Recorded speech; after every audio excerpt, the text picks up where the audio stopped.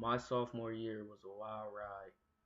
In the beginning, my Coach Caslin, had put me on JV basketball team and let Coach Smith, the junior varsity coach us through the entire season. The team ultimately only won one game, and I didn't actually get to play that much, but I love the sport of basketball. After the season, both Coach Caslin and Coach Smith decided to retire because they had been coaching for around 15 years at Mifflin High School. And around April, a new coach was coming. The coach's name was Coach Michael Thornton. I had already known about him from Afrocentric, seeing as my uncle had played for him back in 2005. The, the day that he came into the school was amazing. I was so ready to tell and greet him because I know if you didn't introduce yourself to your coach, then you would not make the team. I was nervous though. I had my friend Jeremiah come with me to go introduce ourselves. I had heard from a couple of people that he was a substitute teacher for the acting room. I went in there and introduced myself. He said, "Hello, young man."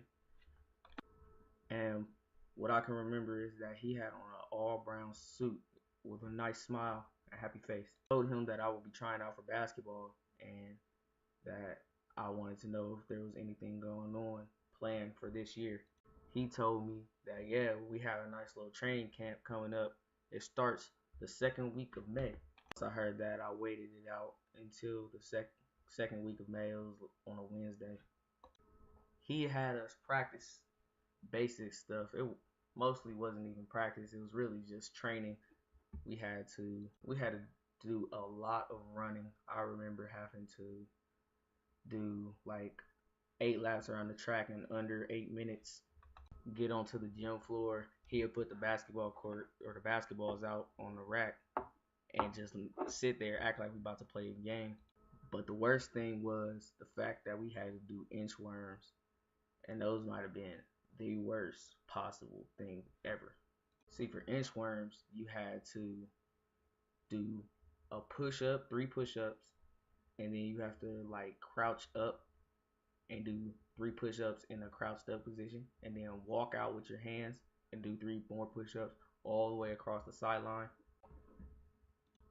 After talking to him after that day, we had to come back 2 days later and do it all over again, and this went on for another 2 weeks.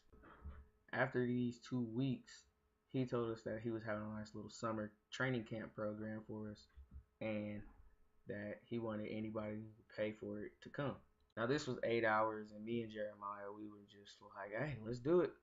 We might as well get better at basketball. That's what he's always preaching. So we go to it. It was for 4 days, 8 hours, no, not 4 days, 5 days, 8 hours straight. And we just did it every day. Woke up, I think it was around 12 o'clock. But at the very end of all the training camp, on the last day, it was a Friday, he let us play a scrimmage. So we played about 5 games, and at first, the first 4 games, me and Jeremiah were on separate teams, and it was like, whatever. But then on the last game, he put us on teams, and at that point, I knew it was time to take over. Me and him had a good chemistry, and when the game came to it, we just started rolling, and we started balling out. I mean, nothing could stop us. I think the games were to 21, and me and him, we just had it. We just passed to each other.